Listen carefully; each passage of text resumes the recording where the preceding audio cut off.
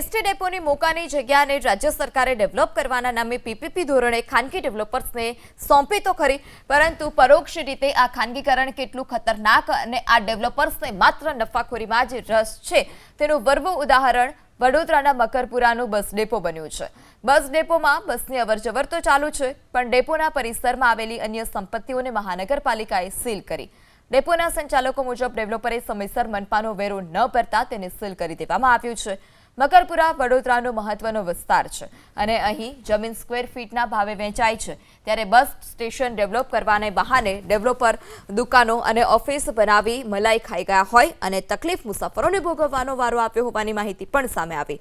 છતાંય પાછું રૂડું રૂપાળું નામ આપવામાં આવ્યું બસપોર્ટનું। બસપોર્ટની આ બરબાદી કોના પાપે થઈ છે, સાંભળી લો જીએસઆરટીસીના કંટ્રોલર પાસેથી જ। મકરપુરા એસટી ડેપો જે છે એ પીપીપી બેઝ ઉપર બનાવવામાં આવેલા છે, જેમાં બસ સ્ટેશનની પ્રિમાઇસીસ છે અને સાથે સાથે કોમર્શિયલ ફેસિલિટીઝ પણ ત્યાં આગળ ઊભી કરવામાં આવેલી છે।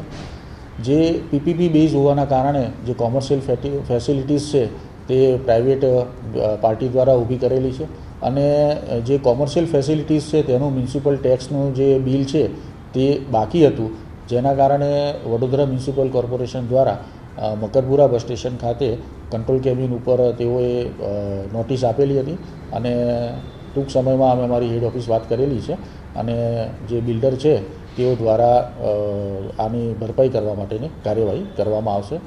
હાલમાં મકરપુરા બસ સ્ટેશનની કામગીરી જે છે એ ચાલુ જ છે, તમામ બસીસ જે છે એરાઇવલ ડિપાર્ચર ચાલુ છે અને કંટ્રોલ કેબિન પણ કાર્યરત છે।